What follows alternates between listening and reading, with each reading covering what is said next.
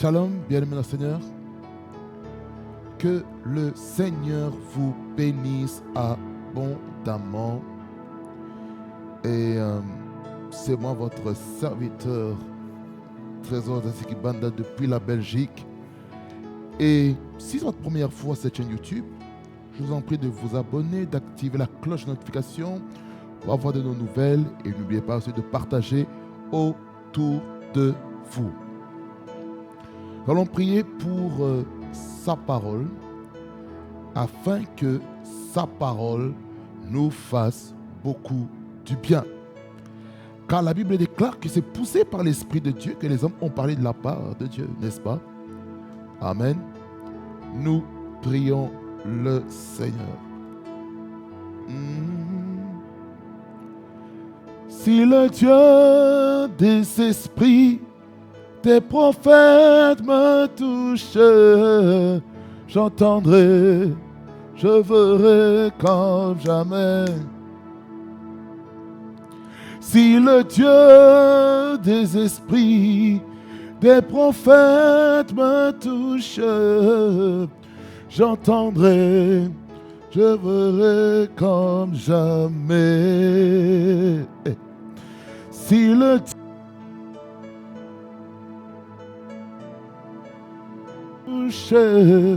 j'entendrai, je verrai comme jamais. Korabrestagaba. Si le Dieu des esprits, des prophètes me touchent, j'entendrai, je verrai comme jamais. Si le Dieu de la Bible me parle aujourd'hui, j'entendrai, je verrai comme jamais. Katoroposete.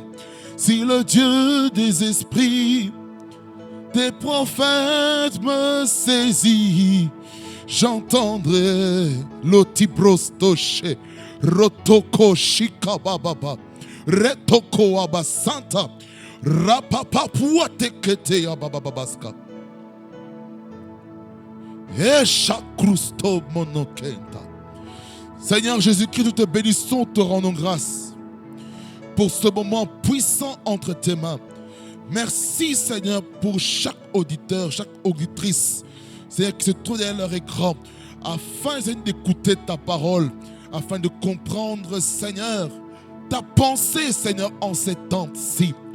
Seigneur, tu nous as mis à cœur, Seigneur, de parler sur l'alliance en cette année. Je prie, Seigneur, que ta grâce soit manifeste au nom puissant de Jésus-Christ. Seigneur, je prie que le sang de Jésus-Christ recouvre ce studio, ce plateau, recouvre aussi ton peuple, Seigneur, partout dans les nations, au nom puissant de Jésus-Christ. Au nom de Jésus-Christ, que les oreilles soient disposées, que les cœurs soient disposés, que les esprits soient disposés pour recevoir ta parole. Au nom puissant de Jésus-Christ, ta parole déclare que c'est poussé par l'Esprit de Dieu que les hommes ont parlé de la part de Dieu. C'est pourquoi je prie, Seigneur, que ton esprit soit libre de se mouvoir dans la parole, dans la doctrine, au nom puissant de Jésus-Christ. Louange, honneur, majesté, revienne dans le roi des rois, au nom de Jésus-Christ, que j'ai ainsi prié. Amen, amen, amen, amen, amen, amen. Bien-aimés dans le Seigneur, nous continuons notre thème sur comprendre les termes de l'alliance. Comprendre les termes de l'alliance. Tel est notre thème affiché devant vous. Comprendre les termes de l'alliance. Et nous entrons dans notre seconde partie. Et j'ose croire que ce message va vous amener à comprendre la profondeur, la quintessence de ce message. Alors, nous allons lire la parole de Dieu. Ce sera une longue lecture et soyez accrochés. Nous allons lire Genèse, chapitre 1er, du verset 26 au verset 31. nous lisons la parole et le texte est devant vous et nous lisons ensemble. Puis Dieu dit, faisons l'homme à notre image, selon notre ressemblance, et qu'il domine sur les poissons de la mer, sur les oiseaux du ciel, sur le bétail et sur toute la terre et sur tous les reptiles qui se rendent sur la terre. Dieu créa l'homme à son image, il le créa à l'image de Dieu. Il créa l'homme et la femme. Dieu les bénit et Dieu leur dit, soyez féconds, multipliez, remplissez la terre et assujettissez-la. Et dominez sur les poissons de la mer, sur les oiseaux du ciel et sur tout animal qui se meut sur la terre. Et Dieu dit, voici, je vous donne toute herbe portant de la semence et qui est à la surface de toute la terre. Et tout arbre ayant en lui du fruit d'arbre portant de la semence, ce sera votre nourriture. Et à tout animal de la terre, à tout oiseau du ciel et à tout ce qui se meut sur la terre, ayant en soi un souffle de vie, je donne toute herbe verte pour nourriture. Cela fut ainsi. Dieu vit tout ce qu'il avait fait et voici, cela était très bon. Voici, il y eut un soir, il y eut un matin, ce fut le 6e jour. Amen. Nous prenons Genèse chapitre 2, versets 15 à 17. Voici ce qu'il est écrit. L'Éternel Dieu prit l'homme et le plaça dans le jardin d'Éden pour le cultiver et pour le garder. L'Éternel Dieu donna cet ordre à l'homme. Tu pourras manger de tous les arbres du jardin, mais tu ne mangeras pas de l'arbre de la connaissance du bien et du mal, car le jour où tu en mangeras, tu mourras certainement. Maintenant, nous lisons Genèse chapitre 3, les 24 versets. Je vous ai dit, c'est une longue lecture. Pour que nous puissions comprendre un petit peu la teneur de ce message. Le serpent était le plus rusé de tous les animaux des champs que l'Éternel Dieu avait fait. Il dit à la femme, Dieu a-t-il réellement dit, vous ne mangerez pas de tous les arbres du jardin? La femme répondit au serpent, nous mangeons du fruit des arbres du jardin. Mais quant au fruit de l'arbre qui est au milieu du jardin, Dieu a dit, vous n'en mangerez point et vous n'y toucherez point de peur que vous ne mouriez. Alors le serpent dit à la femme, vous ne mourrez point. Mais Dieu sait que le jour où vous en mangerez, vos yeux s'ouvriront et que vous serez comme Dieu, connaissant le bien et le mal. La femme vit que l'arbre était bon à manger et agréable à la vue et qu'il était précieux pour ouvrir l'intelligence. Elle prit de son fruit et en mangea. Elle en donna aussi à son mari qui était auprès d'elle. Et il en mangea. Les yeux de l'un et de l'autre s'ouvrirent. Ils connurent qu'ils étaient nus et ayant cousu des feuilles de figuier, ils s'en firent des ceintures. Alors ils entendirent la voix de l'Éternel Dieu qui parcourait le jardin vers le soir. Et l'homme et sa femme se cachèrent loin de la face de l'Éternel Dieu au milieu des arbres du jardin. Mais l'Éternel Dieu appela l'homme et lui dit, où es-tu? Et il répondit, j'ai entendu ta voix dans le jardin et j'ai eu peur parce que je suis nu et je me suis caché. Et l'Éternel Dieu dit, qui t'a appris que tu es nu? Est-ce que tu as mangé de l'arbre dont je t'avais demandé de manger? L'homme répondit, la femme que tu as mise auprès de moi m'a donné de l'arbre et j'en ai mangé. Et l'Éternel Dieu dit à la femme, pourquoi as-tu fait cela? La femme répondit, le serpent m'a séduite et j'en ai mangé.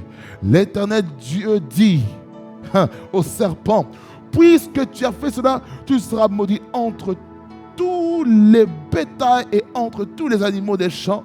Tu marcheras sur ton ventre et tu mangeras de la poussière tous les jours de ta vie.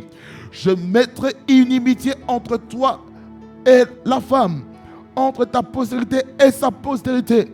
Celle-ci t'écrasera la tête et tu lui blesseras le talon.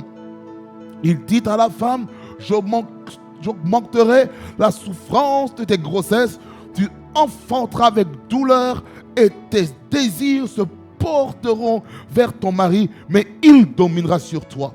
Il dit à l'homme, puisque tu as écouté la voix de ta femme et que tu as mangé de l'arbre au sujet duquel je t'avais donné cet ordre, tu n'en mangeras point, le sol sera maudit à cause de toi. C'est à force de peine que tu en tireras ta nourriture tous les jours de ta vie. Il te produira des épines et des ronces, et tu en mangeras de l'herbe des champs. C'est à la sueur de ton visage que tu mangeras du pain, jusqu'à ce que tu retourneras dans la terre d'où tu as été prise. Car tu es poussière et tu retourneras dans la poussière. Adam donna à sa femme le nom d'Ève, car elle a été la mère de tous les vivants. L'Éternel Dieu fit à Adam et à sa femme des habits de peau, et il les en revêtit. L'Éternel Dieu dit, voici l'homme est devenu comme l'un de nous pour la connaissance du bien et du mal. Empêchons-le maintenant d'avancer sa main, de prendre de l'arbre de vie, d'en manger et de vivre éternellement. Et l'Éternel Dieu le chassa du jardin d'Éden pour qu'il cultive la terre d'où il avait été prise. C'est ainsi qu'il chassa Adam. Et il mit à l'orient du jardin d'Éden les chérubins qui agitent une épée flamboyante pour garder le jardin, le chemin de l'arbre de vie. Amen, amen. Est-ce qu'on peut acclamer le Seigneur sans le commentaire de qui que ce soit? Nous savons que le thème de ce message, c'est comprendre les termes de l'alliance. Nous sommes toujours dans la suite, ça c'est le second volume numéro 2. Et nous voyons l'alliance adamique. Dites avec moi, l'alliance adamique. Frères et sœurs, nous avons pu définir la thématique lors de notre premier volume. Et je ne vais pas y retourner afin que vous puissiez vraiment bien écouter ce par quoi nous avons défini. Alors, on a pu définir le mot terme, on a défini alliance, on a défini adamique. C'est ce qu'on a pu définir à la première édition. Ensuite, on a pu comprendre dans la première édition sur la genèse de l'alliance. Comment l'alliance a commencé? L'alliance est la parole de bénédiction qui a été libérée dans Genèse 1er, les versets 28 et 29 que nous avons lu en tant que relecture, de laquelle il y avait 5 choses qui avaient été libérées et je vous laisse aller voir par vous-même par la grâce de Dieu. Mais maintenant, j'aimerais vous parler sur les interdits de l'alliance. Vous savez, bien-aimés Seigneur, que dans une alliance, il y a des choses que nous sommes permises de faire. Il y a des choses que nous ne sommes pas permis de faire. Il y a des zones qu'on peut accéder. Il y a des zones qu'on ne peut pas accéder. Regardez, par exemple, lorsque vous allez dans un magasin, il est marqué accès interdit, excepté seulement pour le personnel. Vous voyez? Si maintenant je veux, dans ma fonction, par exemple, professionnelle, je vais dans une zone qu'il ne faut pas, dans laquelle seuls les électriciens doivent aller. Il est marqué accès interdit, sauf personnel de l'équipe technique. Si tu n'es pas des services techniques, comment tu vas aller dans la cabine électrique? Tu ne connais pas. Tu vas t'électrocuter. Tu vas te mettre en danger. Raison pour laquelle il est important de comprendre que dans l'alliance avec Dieu, il y a des interdits. Lorsqu'on lit Genèse 2, verset 15 à 17 qu'on vient de lire, qui est le second texte que nous allons toucher, parce qu'on a touché le premier texte à la première édition, il faut comprendre ceci.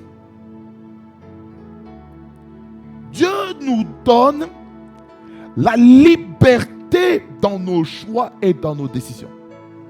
Ça, sur ce point, tout le monde est d'accord. Nous sommes tous matures pour prendre certaines décisions concernant notre destinée. Écoutez.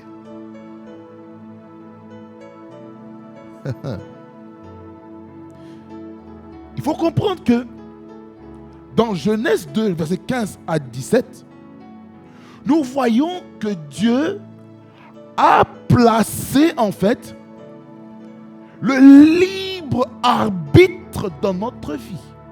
Regardez. Ce qu'il est écrit au verset 15. Le verset 15 que nous avons lu tout à l'heure. Le verset 15, regardez ce qu'il est écrit. L'Éternel Dieu prit l'homme et le plaça dans le jardin d'Éden pour le cultiver et pour le garder. Je vais laisser ce passage ici pour le moment. Écoutez, Dieu a donné à l'homme la responsabilité de travailler et de garder. Quand on parle de cultiver, ça veut dire c'est entretenir ce que Dieu a donné à l'homme. C'est ça qu'il est écrit ici. L'Éternel Dieu prit l'homme et le plaça dans le jardin d'Éden. Ça veut dire que c'est Dieu qui te place. Ça veut dire que dans l'alliance, il y a un lieu dans lequel Dieu veut qu'on évolue. Il y a un lieu bien spécifique pour ta croissance, pour la libération des bénédictions, des grâces que Dieu a réservées pour ta vie. Il te place dans sa présence. Le jardin d'Éden, Éden, ça veut dire le jardin de délices. Voyez, lorsqu'on est dans la présence de Dieu, nous devons porter du fruit. Quelqu'un dit Amen. Nous devons porter du fruit. Pourquoi? Parce que Dieu nous place dans le jardin d'Éden. Et quand Dieu nous place dans le jardin d'Éden, il y a un objectif, il y a un but. C'est quoi ce but? Pour le cultiver et pour le garder. Cultiver, c'est dans le sens où Dieu veut qu'on puisse semer, qu'on puisse arroser, qu'on puisse entretenir ce que Dieu met entre nos mains. Qu'est-ce que Dieu a mis dans nos mains, bien-aimés dans le Seigneur? Qu'est-ce que Dieu a mis dans nos mains? Qu'est-ce que Dieu a mis dans nos mains? Dieu a mis dans nos mains quelque chose de très important. Il a mis des dons. Il a mis des capacités. Il a mis des talents en nous. Il a mis des richesses en nous qui doivent servir à cultiver les bénédictions, les grâces, les faveurs que Dieu a mises en nous, les trésors cachés dans les vases de terre que nous sommes. Est-ce que vous me comprenez? Cultiver, c'est le travail. Donc Dieu nous veut que nous soyons des hommes et des femmes qui travaillons. Soit avec but lucratif ou sans but lucratif. Je vais faire. Deuxième volet que Dieu veut. Il ne veut pas seulement qu'on puisse cultiver, mais il veut qu'on puisse garder. En hébreu, le mot garder, c'est shamar. La sentinelle. Lorsqu'on est une sentinelle, donc on comprend par là qu'il y a un danger. Il y a un danger autour de nous. Là, on est bien d'accord qu'il y a un danger. Il y a un ennemi qui peut entrer. C'est pour ça que Dieu nous parle dans sa présence. Lorsque Dieu nous place dans sa présence, il faut comprendre ceci, qu'il y a un adversaire qui rôde autour pour nous détruire. Quelqu'un dit un amen. Tes prophètes me touchent, j'entendrai, je verrai comme je m'aimais. Lorsqu'il y a un danger quelque part, Dieu veut qu'on veille. Garder, on veut dire même si, pour cultiver, pour travailler et pour veiller. Être la sentinelle des ressources que Dieu nous donne. Pourquoi? Parce que lorsqu'on gère quelque chose, en fait, Dieu veut faire de nous des gestionnaires. Cultiver, garder, c'est la gestion. Donc Dieu veut que l'homme soit un gestionnaire. Et vu que Dieu veut qu'on soit un gestionnaire, il nous donne des recommandations. Ces recommandations se trouvent à partir de versets 16 et 17. Qui dit ceci. L'Éternel Dieu, verset 16, l'Éternel Dieu donna cet ordre à l'homme. Quel était cet ordre que Dieu a donné? Première chose, tu pourras manger de tous les arbres du jardin. Ça veut dire qu'il y a des choses que Dieu a permis à l'homme de faire. Quelles sont les choses que Dieu t'a permis de faire en tant qu'enfant de Dieu, en tant que fils et fille d'alliance? Qu'est-ce que Dieu t'a permis de faire? Il t'a permis de faire quoi en ce moment?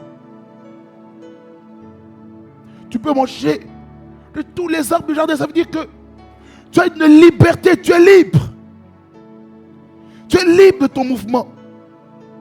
Mais attention, attention.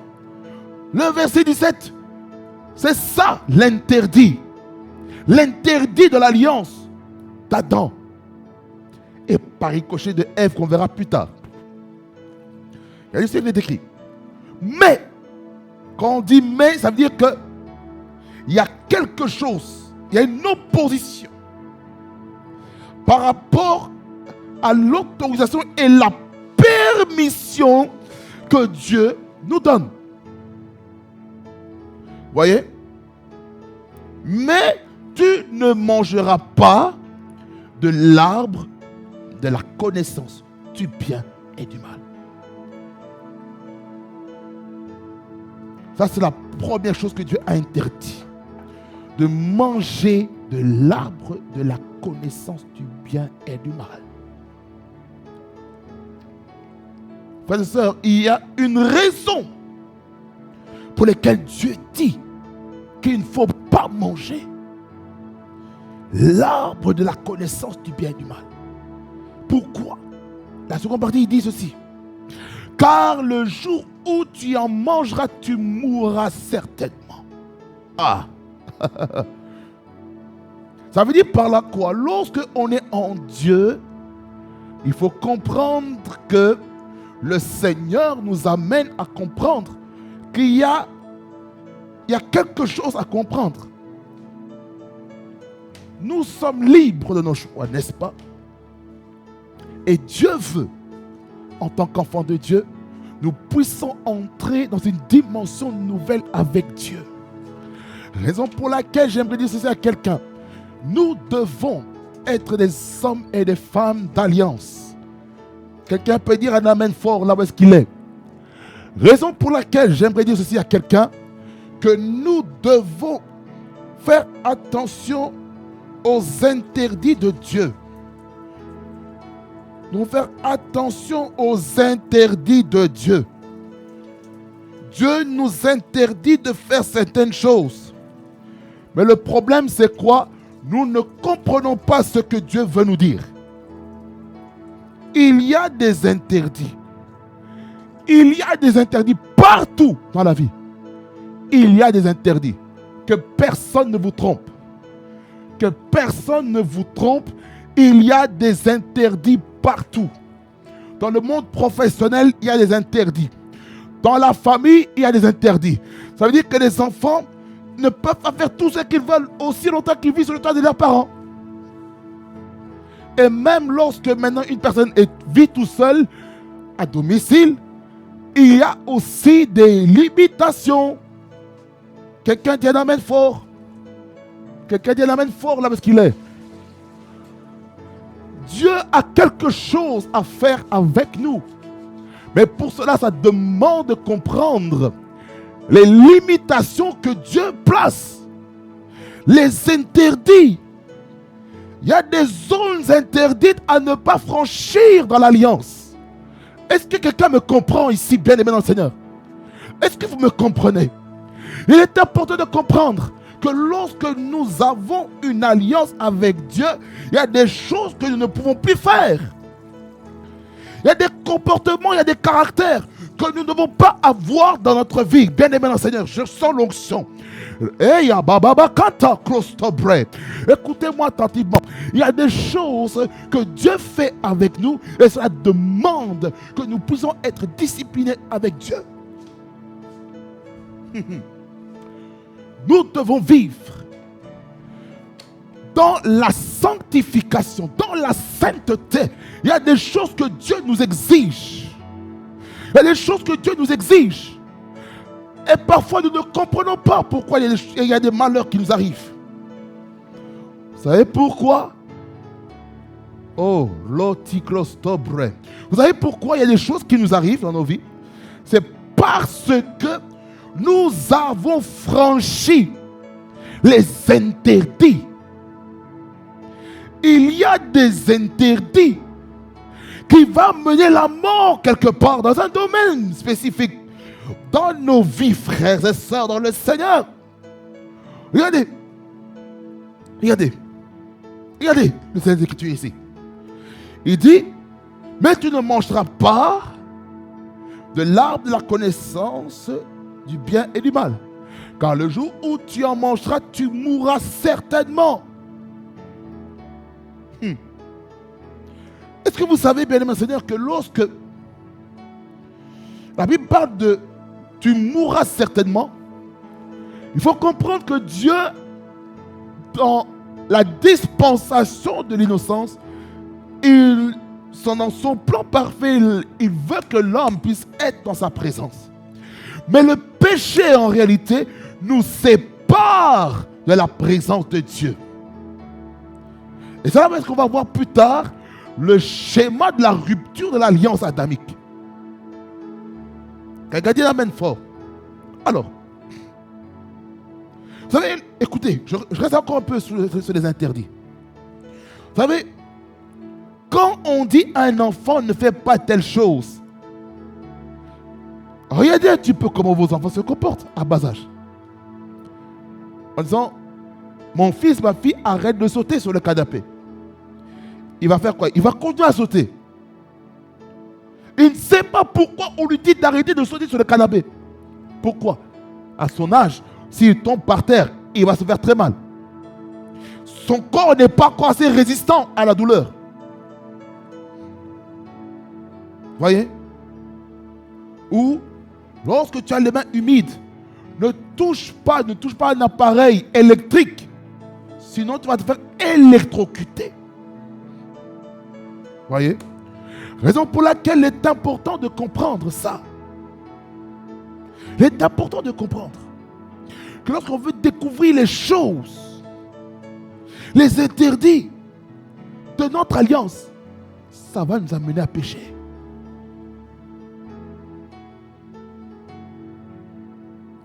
Et ça va nous séparer de la relation avec Dieu.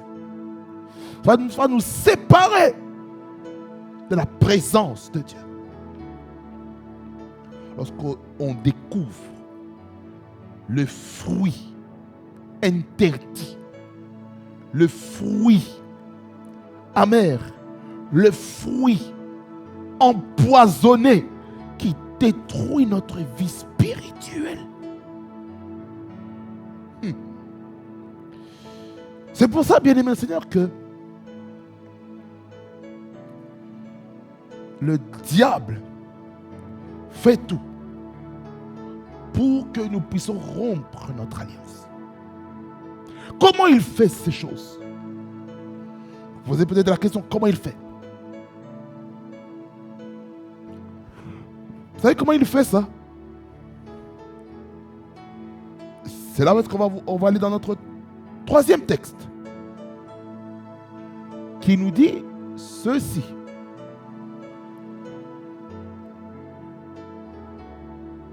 Lorsqu'on va dans Genèse 3, verset 1er, on voit déjà ce que le serpent fait. Il est marqué ici, le serpent était le plus rusé de tous les animaux des champs que l'Éternel Dieu avait fait. Il dit à la femme, regardez la première technique que le diable amène, la première stratégie afin de pousser l'homme à rompre son alliance avec Dieu. C'est quoi?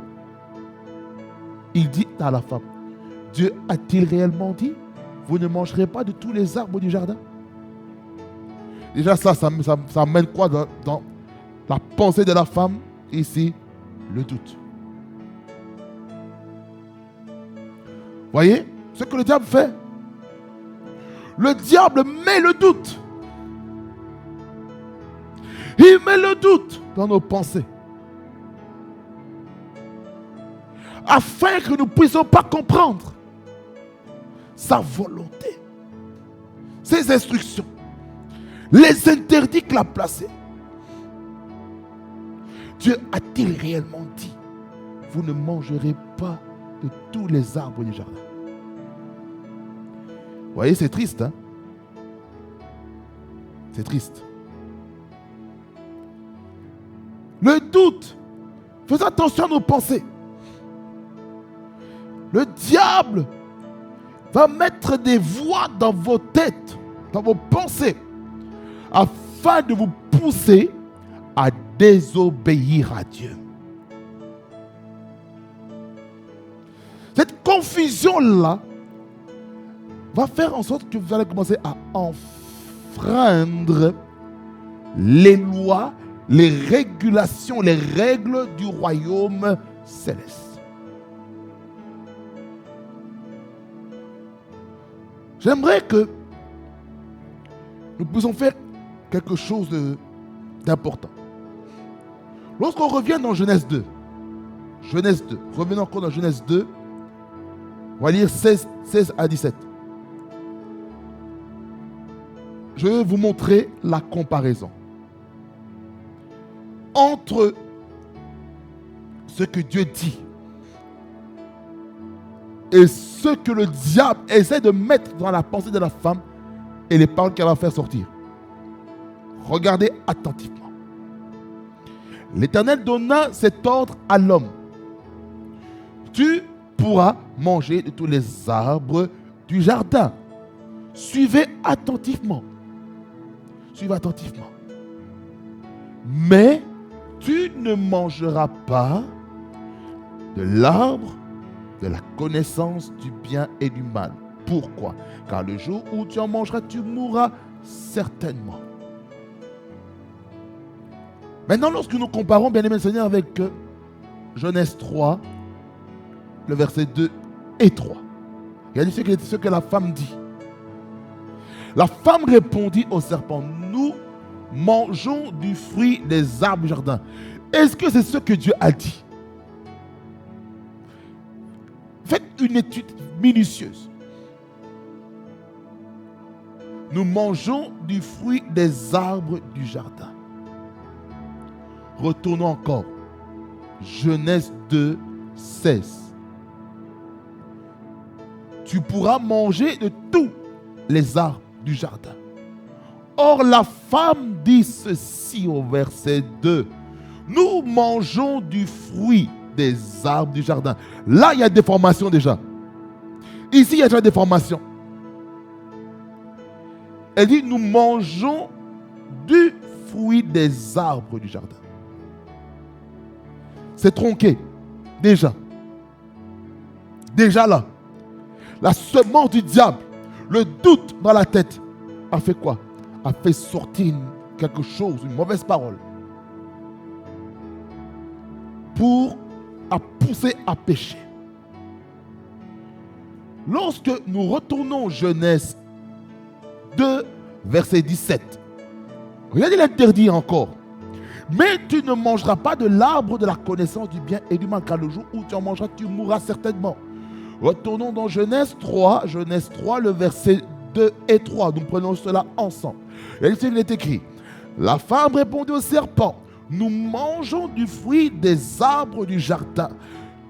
Mais quant au fruit de l'arbre qui est au milieu du jardin, encore de formation, Dieu a dit, vous n'en mangerez point et vous n'y toucherez point de peur que vous ne mouriez. Regardez comment le diable pousse la femme à déformer ce que Dieu a dit. Voyez? Raison pour laquelle, lorsque Dieu donne des instructions, que ce soit par la prophétie, par des orientations prophétiques, nous devons faire attention avec notre manière d'écouter. On doit faire très attention avec ça. Nous devons faire très attention. Je répète, nous devons faire très attention avec nos oreilles pendant que Dieu nous donne les termes de l'alliance. Dieu a parlé du fruit, il a parlé de l'arbre de la connaissance du bien et du mal. Mais il n'a pas dit de l'arbre qui est au milieu du jardin. Regardez comment le diable amène la confusion. C'est ça le schéma du diable. C'est d'amener la confusion. Il amène la confusion dans nos têtes. Il perturbe l'ordre divin. Il perturbe les instructions qui ont été mises dans le cœur par la parole de Dieu.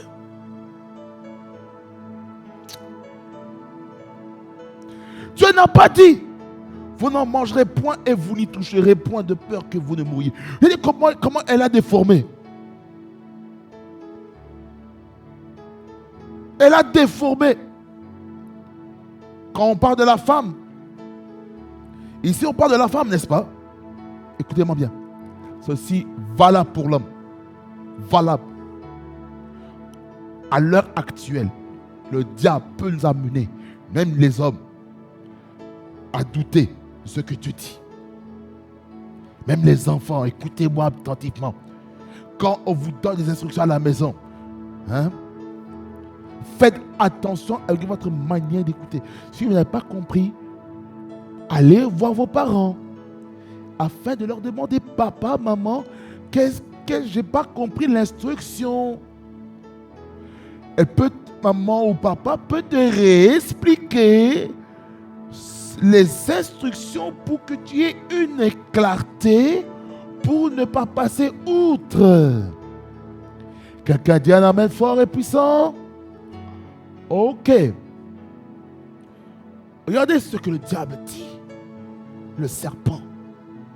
Il dit, alors le serpent dit à la femme, vous ne mourrez point.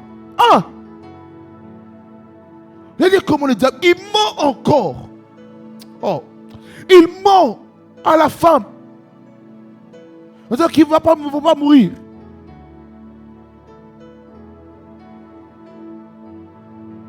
Le diable a menti. Verset 4.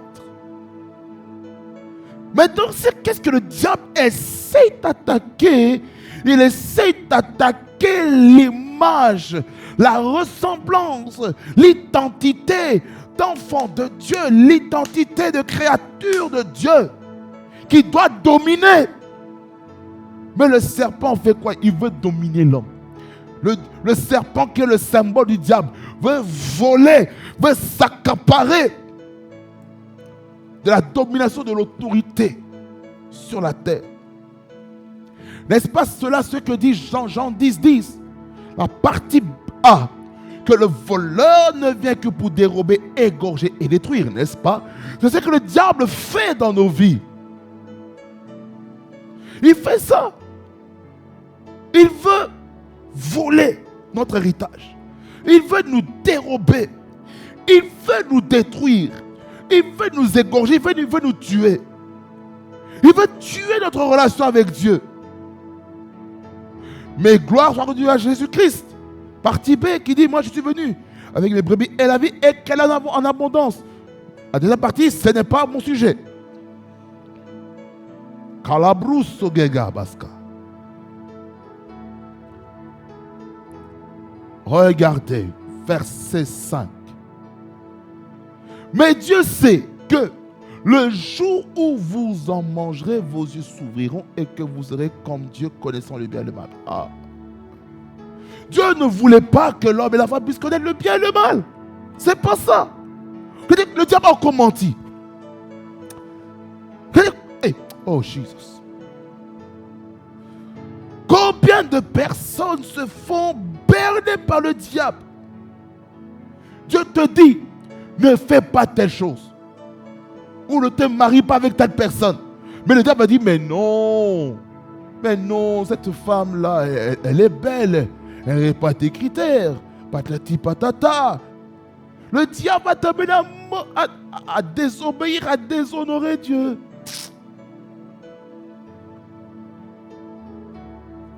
Mais Dieu sait que le jour où vous en mangerez, vos yeux s'ouvriront et que vous serez comme Dieu. Mais en réalité, ils sont déjà comme Dieu. Ils sont comme Dieu. Ils sont la nature de Dieu. Ils sont créés à l'image et à la ressemblance de Dieu. Et pourquoi le diable dit que l'homme et la femme seront comme Dieu? Ils sont comme Dieu déjà. Le diable attaque la révélation de notre identité en Christ. Regardez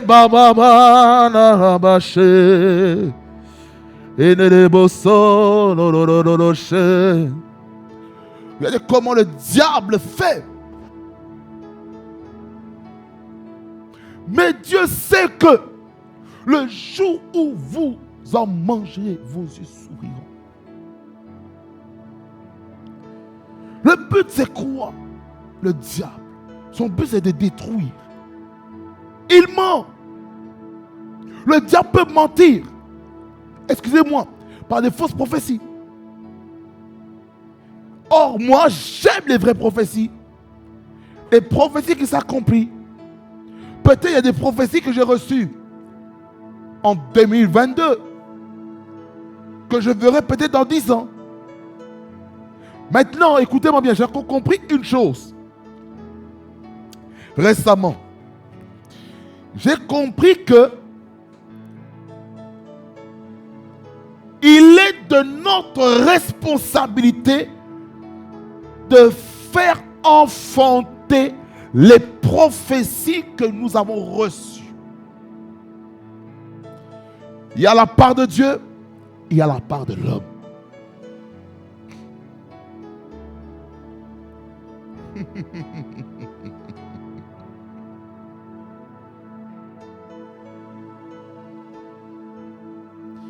Tes prophètes me touchent. Ils me touchent.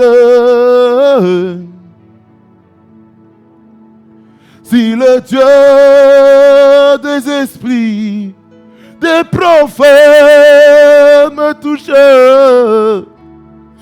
il y a des bouchers, il y a des babasanta, il y a des bababachés, et il y a bababa. Le diable est un menteur.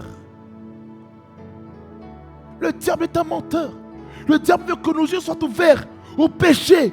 Le diable veut qu'on ait les yeux ouverts aux choses des ténèbres, aux choses obscures qui vont perturber notre esprit, perturber notre relation avec Dieu. Regardez les conséquences de cette confusion. Regardez les conséquences que le diable a amenées dans la vie de la femme et de l'homme. Verset 6. La femme vit que l'arbre était bon à manger et agréable à la vue, Comment cette pensée est venue? C'est venu comment ça? C'est venu comment? Cette pensée-là, c'est venu par le fait que Barato et Kumala d'après. C'est venu par le fait que le diable est venu parler. La parole a été semée. La parole, c'est une semence. Hein? La parole. Souvenez-vous de la parabole des terrains, des terres. 4 types de terrains. La parole est une semence qui est plantée dans la terre. La terre, c'est notre cœur. Comment la parole va dans nos cœurs?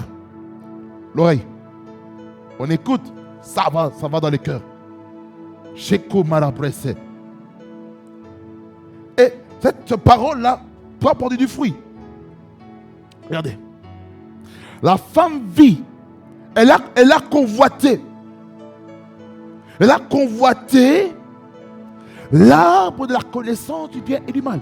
Et elle a vu que c'était beau à manger, c'était agréable à la vue, c'était vraiment attrayant, c'était attractif. Et qu'il était précieux pour ouvrir l'intelligence. Vous voyez d'accord là cette déception. Donc il y a la vue, les sens physiques. Ensuite, il y a l'ouverture de l'intelligence, c'est le niveau de l'âme. C'est pour cela dans Romains 12, 2, il nous dit, ne vous conformez pas au siècle présent, mais soyez transformés par le renouvellement de votre intelligence. Dans d'autres façons, au lieu de parler d'intelligence, on va parler de la compréhension, de l'entendement. Ouvrez l'intelligence. Dieu veut qu'on soit intelligent. Dieu avait déjà placé cette intelligence en l'homme et en la femme. La créativité, le prophétique en eux. Il avait déjà placé beaucoup. L'autorité, le leadership. Mais le diable fait quoi? Il veut perturber. Il veut perturber l'intelligence de l'homme. Il perturbe l'intelligence de l'homme. Il veut que notre intelligence souffre à une intelligence diabolique, une intelligence obscure. Conséquent de cela, c'est quoi? Elle prit de son fruit. Elle a mangé, hein? Elle a mangé. Elle dit, et ça qui toque quoi? Oh, yo goût et c'est bon à manger. Oh, c'est délicieux. C'est délicieux. Oh là là, mon mari là, il ne sait pas ce qu'il rate là. Qu'est-ce qui se passe? L'autre partie, elle en donna aussi à son mari qui était auprès d'elle et il en mangea.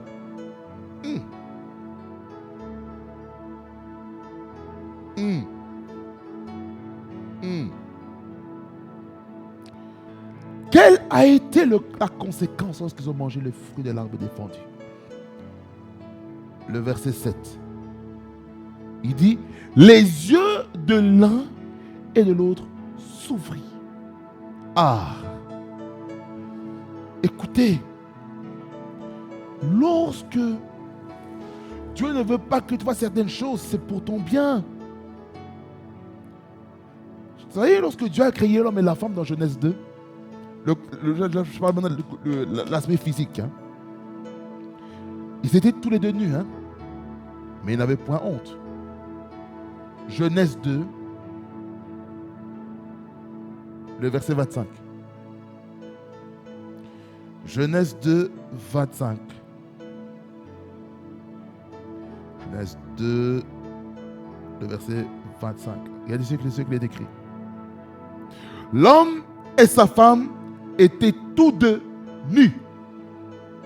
Et ils n'en avaient point honte. Ici, c'est quoi le principe que Dieu veut nous enseigner ici? C'est le principe de la transparence dans le couple. Ceci n'est pas notre sujet. On revient, Genèse 3, 7. Les yeux de l'un et de l'autre s'ouvrirent. Ils connurent qu'ils étaient nus et ayant cousu des feuilles de figuier, ils s'en firent des ceintures.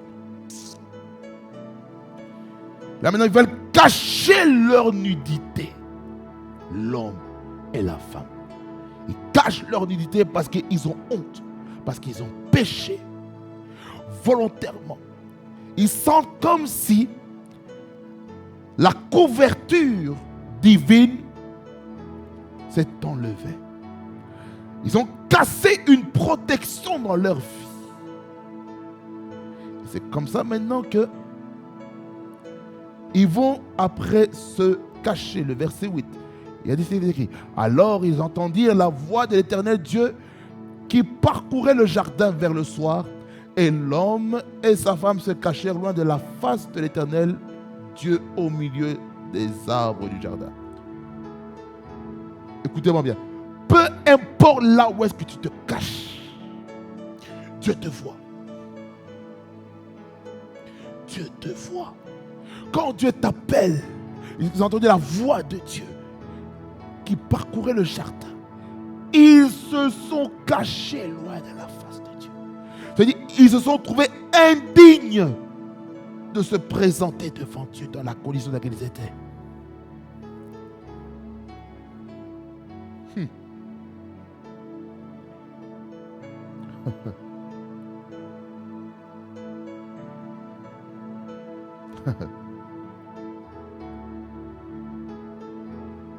Voyez? Alors,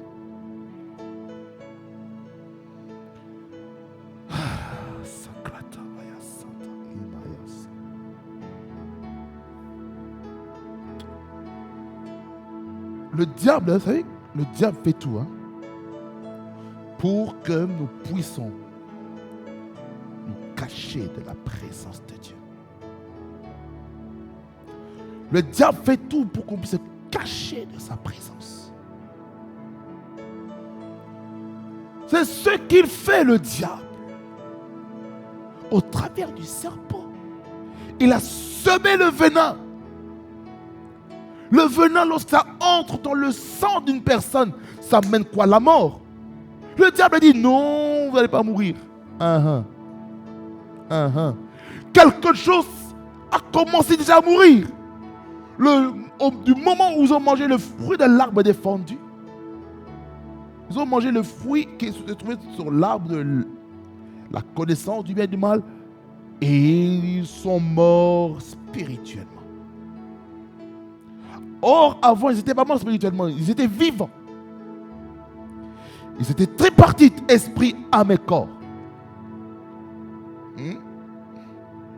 Alors,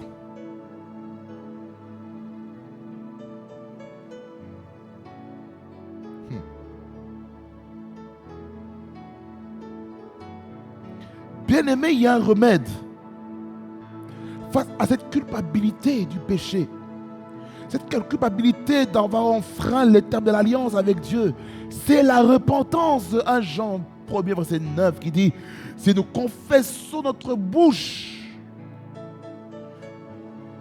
que nous sommes pécheurs, il est fidèle pour nous pardonner et il est là pour nous purifier de toute iniquité. Vous avez péché, c'est vrai. Mais j'ai une bonne nouvelle pour vous. Dieu a un plan rédempteur pour votre vie.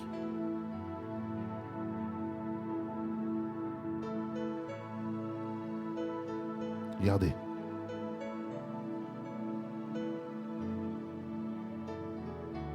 Regardez un petit peu ce qu'il est écrit dans la parole.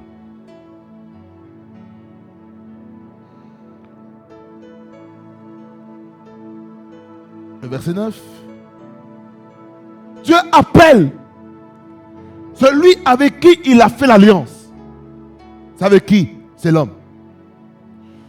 Ce qui veut dire ceci, parenthèse, l'échec et la réussite du mariage tombent, se lèvent et tombent sous le leadership de l'homme. Ouais. Si Dieu demande, appelle l'homme et l'appelle l'homme, Ish en hébreu, il demande où est-ce qu'il est. Ça veut dire par la croix, il n'a pas trouvé l'homme dans sa position de leadership. Ça veut dire que l'homme a perdu le leadership. Et c'est ce que le diable cherche à faire en ces temps de la fin. Il cherche que les hommes dans le monde entier puissent perdre leur leadership. C'est ça ce que le diable cherche à faire. Que nous puissions perdre le leadership. C'est les hommes qui doivent leader les familles et pas la femme. Ça, c'est renverser l'ordre divin. À moins que la femme qui a des enfants, qui est mère célibataire, elle joue le rôle de papa et de maman en même temps. Ça, c'est autre chose. Mais dans la logique des choses, c'est l'homme qui est le leader. Pas autrement.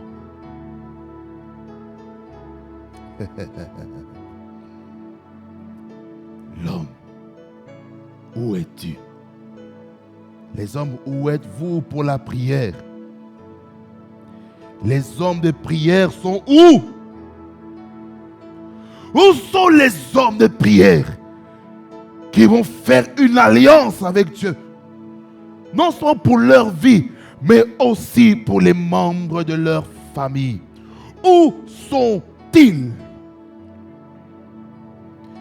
Excusez-moi de dire comme ça. Plusieurs hommes dans les maisons ont démissionné de leur responsabilité spirituelle. Et ils ont laissé maintenant à la femme de prier, de leader la prière. Comment le respect va s'installer dans votre couple si vous laissez que la femme diriger la prière et vous ne priez pas? L'homme va diriger la prière. L'homme est le sacrificateur. L'homme est le prophète de la maison. L'homme, c'est l'apôtre de la maison. C'est lui qui place le fondement. C'est l'homme, l'apôtre de la maison.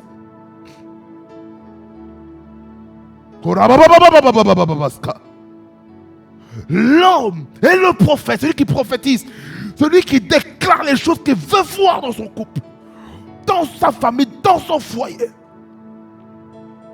L'homme est l'évangéliste de sa maison. Il est celui qui booste la foi, qui booste l'énergie de son épouse, qui la booste, qui l'amène encore plus haut. L'homme est l'évangéliste pour les enfants, en les stimulant dans les grâces, les dons, les talents que Dieu a placés dans leur vie, dans leur trajectoire, dans leur vie, dans leur parcours avec Dieu. Le père est là, il est l'évangéliste.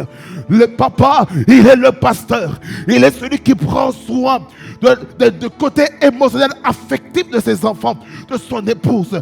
L'homme est l'enseignant, il est le docteur. Il est celui qui enseigne comment on fait les choses. Il explique pourquoi on fait telle chose. L'homme est l'évêque. Il est celui qui dirige.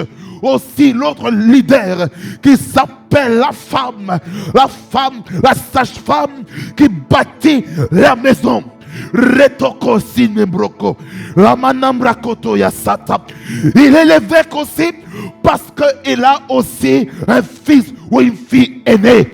Premier-né, il s'assure que l'aîné de famille assure sa responsabilité de numéro 1 dans la maison en tant qu'enfant.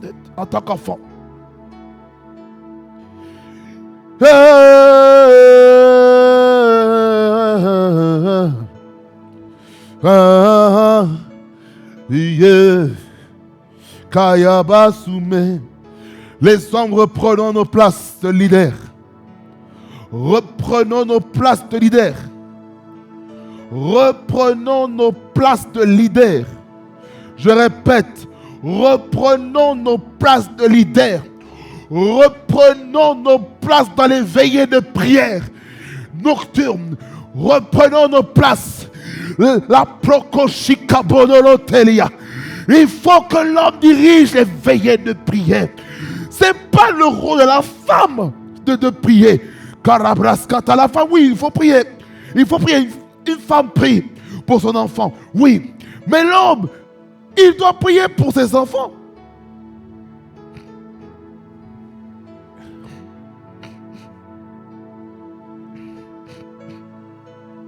C'est ça ce que nous devons comprendre. L'homme doit diriger.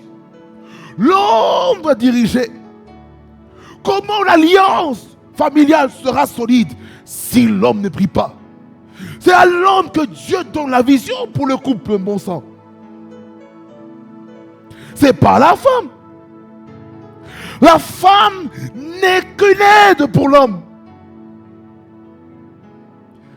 La Bible dit dans Genèse 2, le verset 18, il dit, il n'est pas bon que l'homme soit seul, je ferai une aide semblable. Il n'est pas écrit, il n'est pas bon que l'homme soit seul, je ferai un autre leader semblable à lui. Non.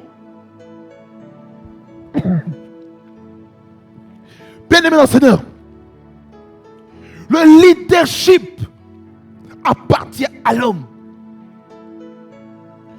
Dans la famille, je parle. Dans la maison, je parle. Parce qu'il se peut que la femme soit leader à l'église. Ah oui.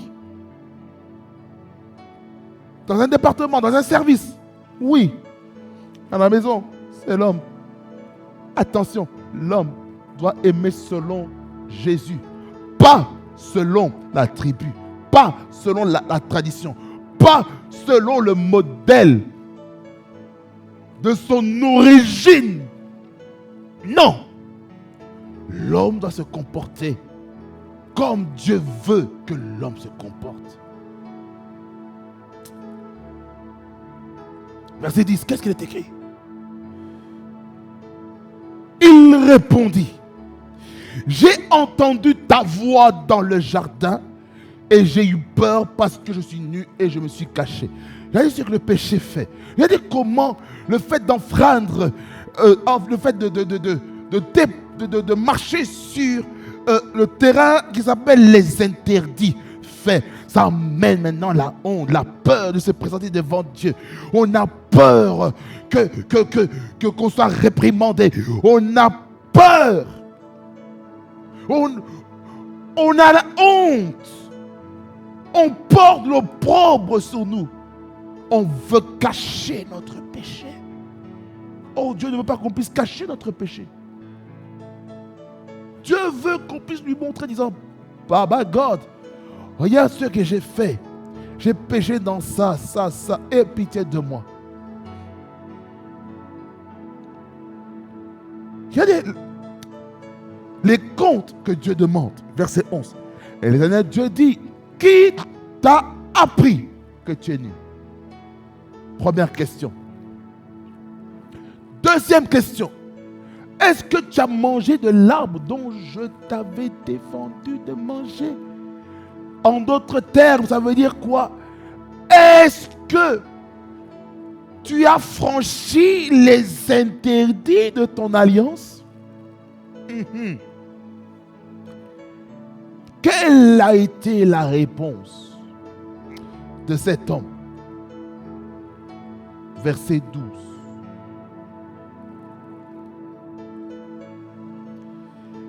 L'homme répondit, la femme que tu as mise auprès de moi m'a donné de l'arbre et j'en ai mangé. Ah, regardez ce que l'homme fait ici. L'homme accuse la femme. Il accuse non seulement la femme, mais il accuse aussi l'homme. Dieu plutôt. Donc l'homme accuse la femme et accuse aussi Dieu. Hey! La femme dont tu as mise auprès de moi m'a donné de l'arbre et j'en ai mangé. Hey Jésus. Vous avez la sonorité. Tu n'as pas honte de dire que c'est la femme qui t'a donné. Au lieu de dire que oui, j'ai mangé, j'ai enfreint, j'ai désobéi. Je me suis rebellé volontairement à tes instructions. J'ai péché volontairement. Au lieu de reconnaître ton erreur, tu jettes la faute sur la femme.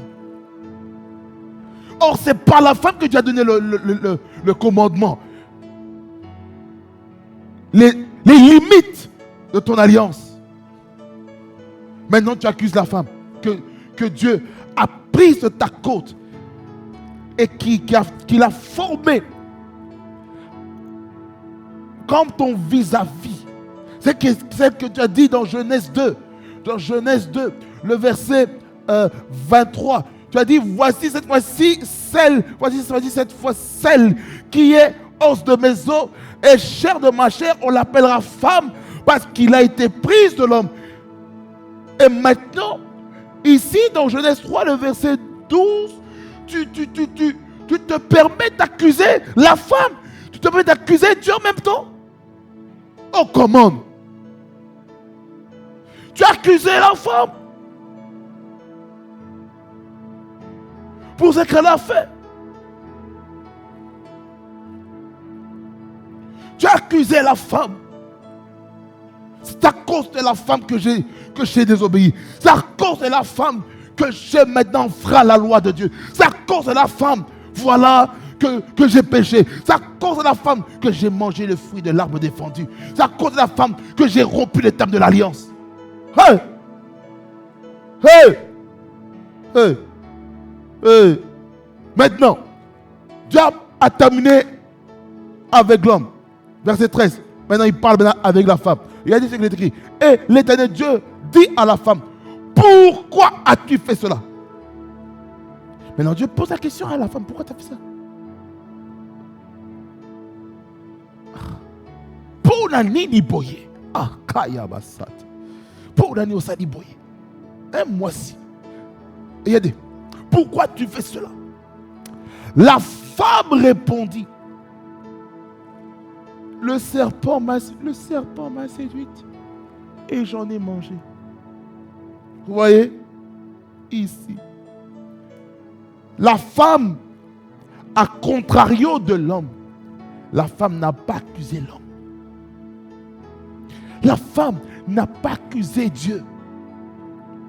Plutôt, elle a accusé le serpent. Celui qui l'avait séduit. Celui qui l'avait trompé. Oh. C'est comme ça que dans les couples, c'est comme ça que le diable pousse les hommes et les femmes à tromper leur partenaire par l'adultère et l'impudicité et la débauche et l'immoralité sexuelle. C'est comme ça. C'est comme ça que le diable fait ces choses. Le verset 14.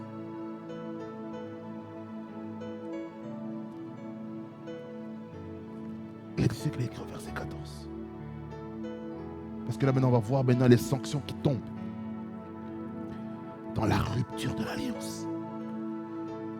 Éternel Dieu dit au serpent, parce que tu as fait cela, tu seras maudit entre tout le bétail et entre tous les animaux des champs.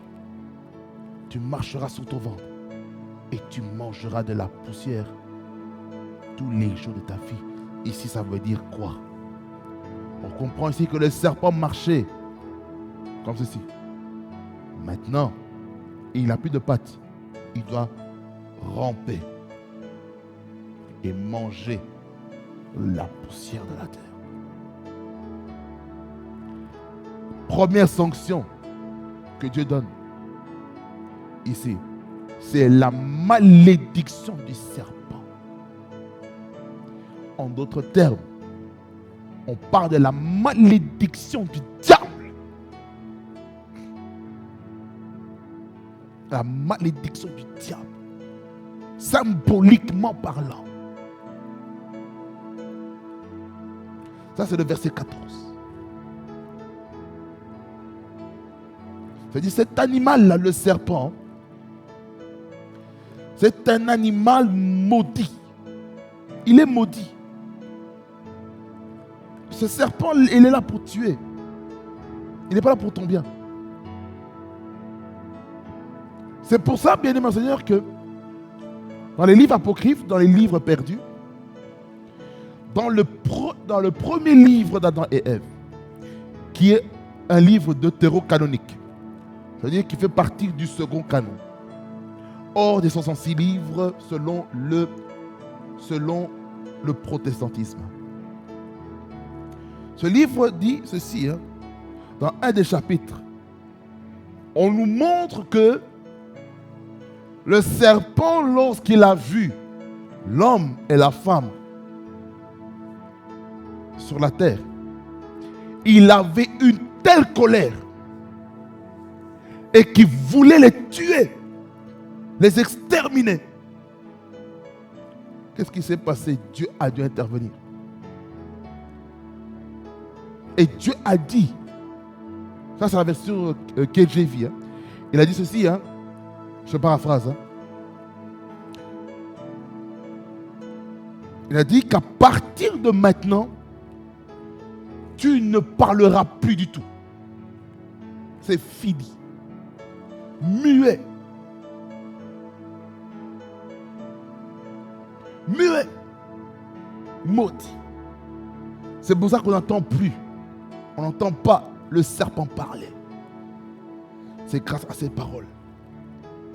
Dans le premier livre d'Adam et Ève, qui nous explique comment ils ont vécu après avoir été éjectés dans le jardin. Ceci n'est pas notre sujet.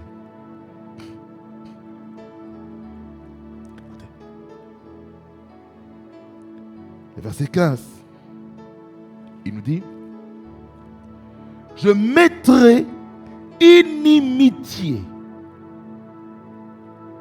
entre toi et la femme, entre ta postérité et sa postérité. Je m'arrête d'abord ici. Ça veut dire ceci, bien-aimé dans le Seigneur. Ça veut dire ceci, au travers de ce texte, que le mot inimitié, ça veut dire la haine. Je mettrai la haine entre toi et la femme. Donc le diable a une colère, une haine contre la femme.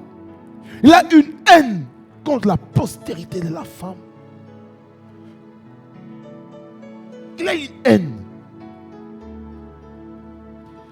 Dans ce verset-là, il y a aussi une prophétie. Cette prophétie qui annonce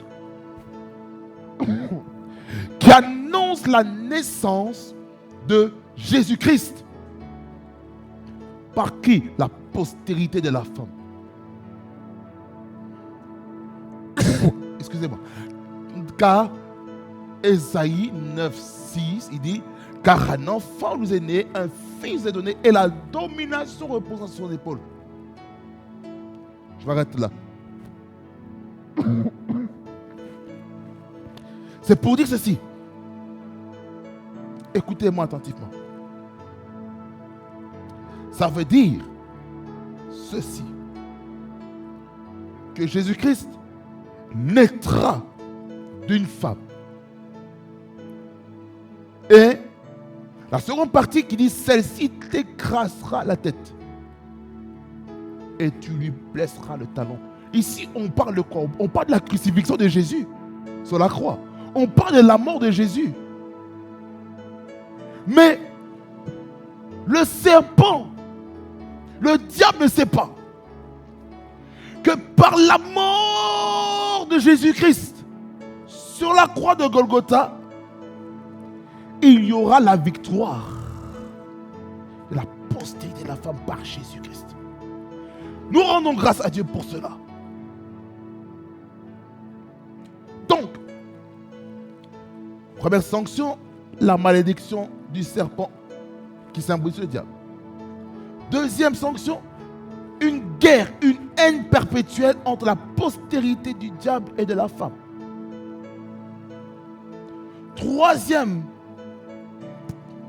sanction, c'est le plan de la rédemption de l'humanité par la crucifixion de Jésus.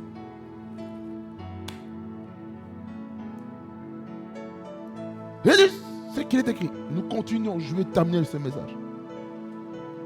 Il dit à la femme, verset 16: j'augmenterai la souffrance de tes grossesses, tu enfanteras avec douleur et tes désirs se porteront vers ton mari, mais il dominera sur toi. Ça veut dire quoi ici? Comme sanction pour la femme, c'est la souffrance des grossesses des femmes et la douleur de l'enfantement.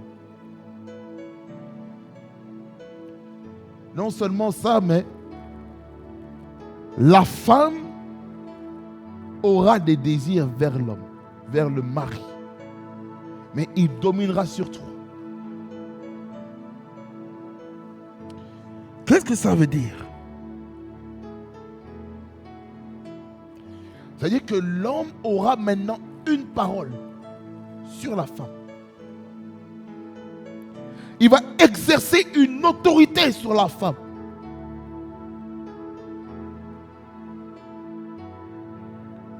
Parce que l'homme et la femme, avant qu'ils pêchent, ils n'étaient pas marqués. Femme, soyez soumise à votre mari. C'est à partir d'ici que maintenant, le principe de la soumission dans un couple est établi.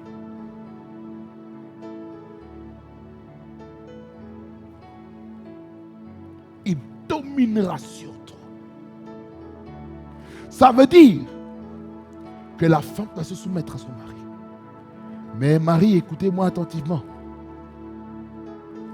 Ce n'est pas parce que la Bible a dit ici que le mari va dominer sur la femme que maintenant le mari doit dominer en détruisant l'image de la femme.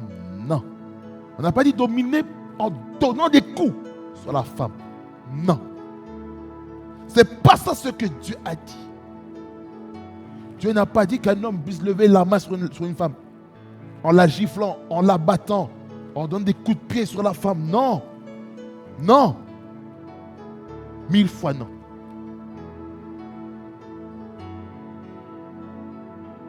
Voyez?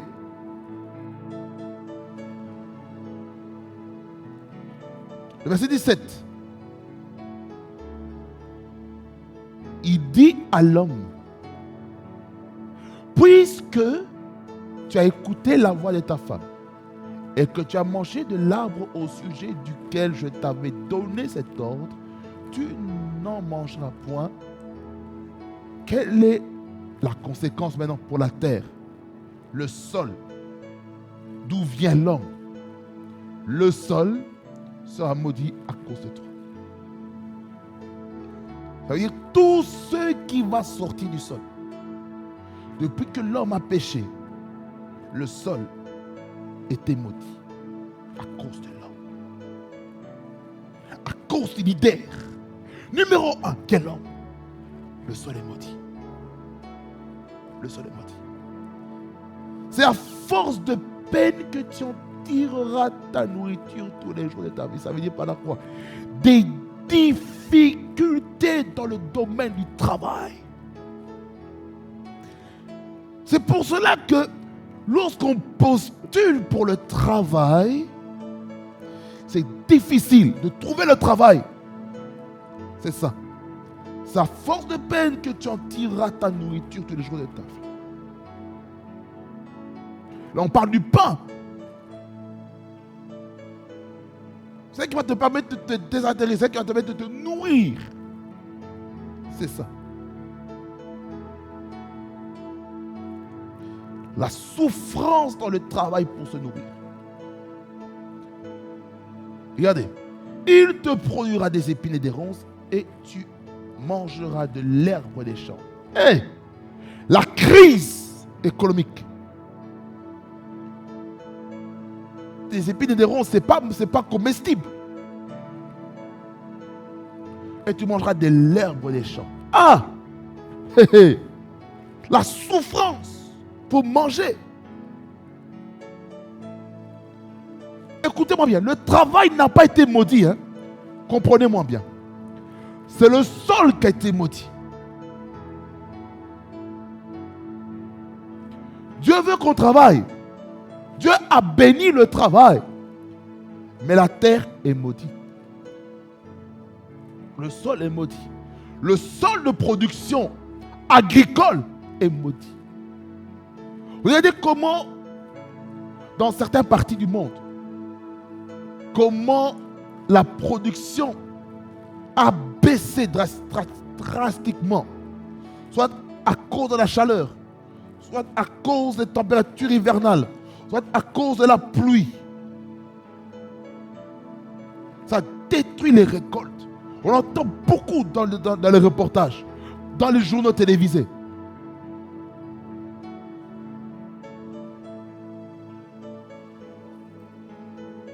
Verset 19. C'est à la sueur de ton visage que tu mangeras du pain, jusqu'à ce que tu retournes dans la terre d'où tu as été prise, car tu es poussière et tu retourneras dans la poussière. Dieu ne voulait pas que l'homme puisse suer pour manger, pour recevoir un salaire. Ça veut dire par la croix, Dieu est en train de dire dans cette dispensation de l'innocence que il y a des gens qui vont se casser le corps, charbonner, avoir des douleurs, des courbatures dans le corps, jusqu'à ce qu'ils meurent. Là aussi, on parle de la mort physique. La mort physique. Or, Dieu voulait qu'on puisse vivre longtemps. Dieu voulait qu'on vive 1000 ans, 2000, 3000, 4000, 5000, 6000, 10 000, 15 000, 20 000, 30 000 ans. Mais à cause du péché, notre espérance de vie, c'est jusqu'à 80 ans. Donc, en fait, ça a commencé dans les 900, 1000 et tout. Ensuite, 120. Après 120, 70. Et puis pour les plus robustes, 80. Chute drastique de l'espérance de vie. Il y a des gens qui meurent trop tôt, 30 ans, 20 ans, 10 ans, 5 ans. Il y a d'autres qui meurent 40 ans. Il y a des gens qui meurent à 50 ans. Tôt. Pour nous, humainement parlant, c'est trop tôt. Ça veut dire par là quoi? Tout ça, on attend au mingité. On n'a plus beaucoup de temps.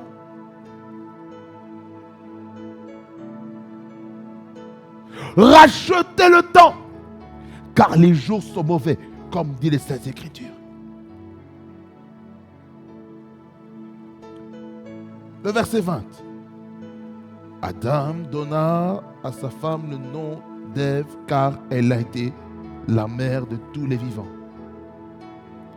Mais je rends grâce à Dieu parce qu'il y a un plan de rédemption, un plan où Dieu veut restaurer l'alliance à la vie d'une personne. Regardez, verset 21 jusqu'au verset 23. On va aller jouer jusqu'au verset 24. Et regardez ce qui est écrit. L'Éternel Dieu fit à Adam et à sa femme des habits de peau et il les en revêtit. Ici, on parle de quoi dans ce texte ici? En fait, c'est la loi de la première mention de plusieurs thèmes doctrinaux, plusieurs thèmes théologiques systématiques dans nos béabas de la vie chrétienne. Ce texte-là nous parle de la loi de la première mention du salut. Ce texte-là nous parle de la loi de la première mention du pardon des péchés. Ce texte nous parle de la loi de la première mention de la repentance. Ce texte ici nous parle de la loi de la première mention de la nouvelle naissance. Ce texte ici nous parle de beaucoup de choses. Il nous parle du sacrifice de Jésus-Christ sur la croix. Les habits de peau. Ça veut dire qu'il y a eu un animal qui a été tué. L'agneau de Dieu qui ôte le péché du monde. Quelqu'un dit amen. Ici, ces habits de peau servent à quoi? Ça sert à restaurer la dignité humaine. Ça veut dire que l'homme et la femme n'ont plus aucune raison de se cacher. Ils n'ont plus raison de se cacher. Pourquoi? Parce que Dieu les a revêtus. Dieu les a habillés. C'est la restauration de la relation avec Dieu. Quelqu'un dit un amen. C'est pourquoi j'aimerais dire ceci à quelqu'un, que Dieu veut restaurer l'alliance avec quelqu'un. Dieu veut restaurer l'intimité avec quelqu'un. Et c'est pour cela qu'il est important de comprendre que Dieu a besoin que vous puissiez vivre dans la sainteté, dans la sanctification. C'est ça qui va nous permettre de se restaurer dans l'alliance avec Dieu. Dans 2 Chroniques 7,14, on nous parle de la repentance et l'humilité nationale. Par la prière qui amène l'exaucement, le pardon des péchés et la guérison du pays. Amen. Mais il faut comprendre une chose encore. Dieu a pris ses précautions de 22 à 24. Regardez voici les précautions que Dieu a prises pour que l'homme ne puisse pas demeurer éternellement dans le péché. Verset 22. L'Éternel Dieu dit: voici, l'homme est devenu l'un de nous, pour la connaissance du bien et du mal. Dieu connaît le bien et le mal. Il connaît les conséquences du mal. Maintenant que l'homme et la femme ont connu, et comme Dieu, regardez ce qui se passe. Empêchons-les maintenant d'avancer sa main, de prendre de l'arbre de vie, d'en manger et de vivre éternellement. Ça veut dire ceci. Si Adam et Ève, ils avaient pris le fruit, ils avaient pris l'arbre de vie, ils allaient demeurer éternellement dans le péché. Ça veut dire que le salut que Dieu avait prévu pour nous restaurer dans son alliance aurait été vain. Et c'est pour cela que Dieu a voulu empêcher Adam et Ève d'avancer leurs mains pour prendre de l'arbre de vie, d'en manger et de vivre éternellement. Alors, la précaution que Dieu a prise, c'est quoi? Le verset 23, il dit: et l'Éternel Dieu le chassa du jardin d'Éden. C'est-à-dire qu'il les a chassés totalement. Dehors, ne demeurait plus dans le jardin d'Éden, dans le lieu de délices, pour qu'il cultive la terre d'où il a été prise. Or, il aurait été mieux qu'il reste dans le jardin d'Éden pour cultiver, garder, protéger. Mais ils n'ont pas assuré. Mais Dieu a dû envoyer un gardien du jardin, cet arbre de vie, au travers les chérubins protecteurs. Verset 24. C'est ainsi qu'il chassa Adam et il mit à l'Orient, l'Orient c'est l'est du jardin d'Éden, les chérubins qui agitent une épée flamboyante pour garder le chemin de l'arbre de vie. Ah. Ouais. Si la créature créée à l'image, à la ressemblance de Dieu n'a pas pu assurer la responsabilité, il va envoyer maintenant la créature surnaturelle qui est un chérubin, qui fait partie de la classification la plus élevée des anges dans le monde spirituel. Alors mon frère, ma soeur, Que Dieu nous aide en ce temps-ci à être des hommes et des femmes qui respectons les termes de l'alliance en notre vie de tous les jours. Vous avez vu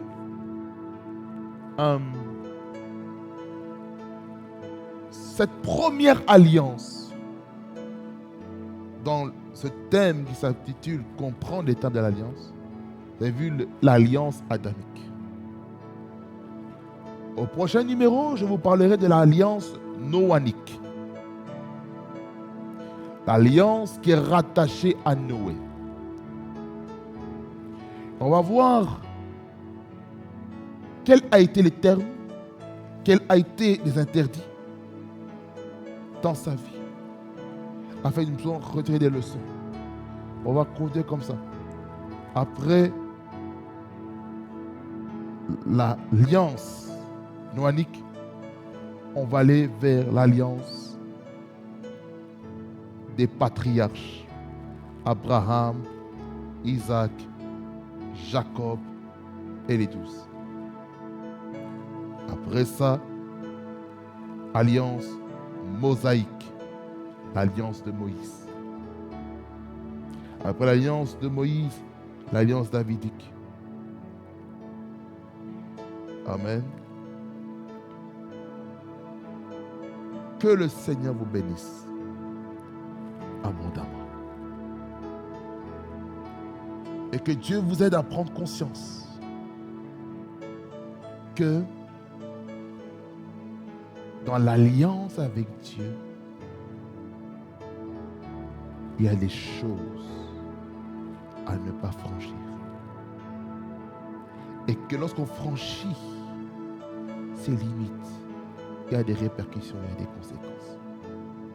Mais il y a toujours un plan de rédemption qui est prévu pour la vie de chacun et de chacun. Amen. Nous prions.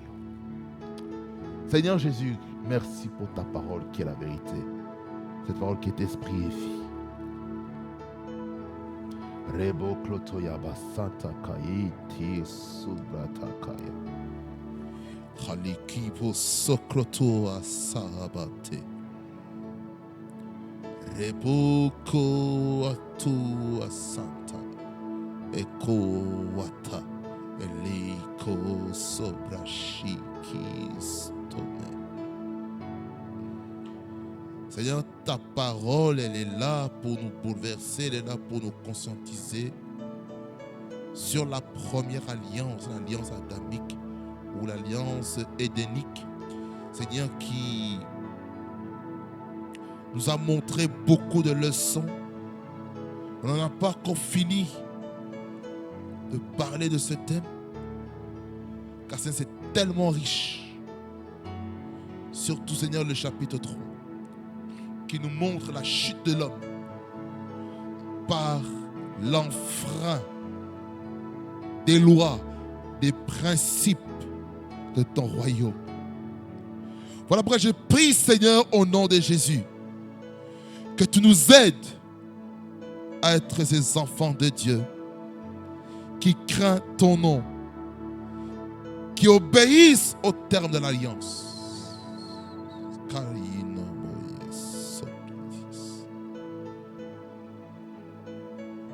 Seigneur, aide-nous à prendre conscience de notre identité en Christ.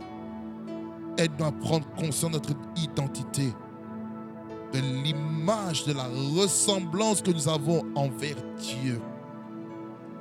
Dans notre nature spirituelle, dans notre mode de fonctionnement. Seigneur, nous voulons vivre, Seigneur, la jeunesse de l'alliance qui a été prononcée dans Genèse, chapitre 1er, du verset 28 au verset 29.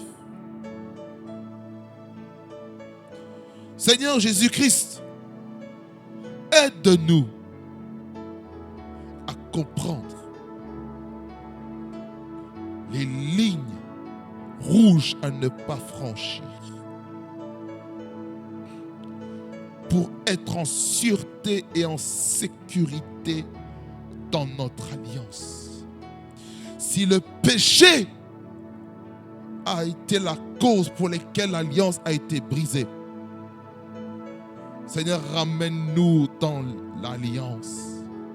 Restaure en nous, Seigneur, les termes de l'alliance par la repentance, Seigneur, par la rémission des péchés, au nom de Jésus-Christ. Aide-nous, Seigneur, à prendre conscience lorsque nous fautons devant toi et qui fragilise notre intimité, notre alliance avec toi. Louange, honneur et majesté revient à toi, le roi des rois. Au nom de Jésus-Christ que j'ai ainsi prié. Amen, amen, amen, amen, amen. Bien-aimés, que ça vous bénisse abondamment, fasse beaucoup de bien. On se voit au prochain numéro parce que ceci a été un peu plus long que prévu. Mais je sais que la grâce de Dieu est disponible. TNK TV, la chaîne où la gloire de Dieu réside, soyez bénis au nom de Jésus-Christ.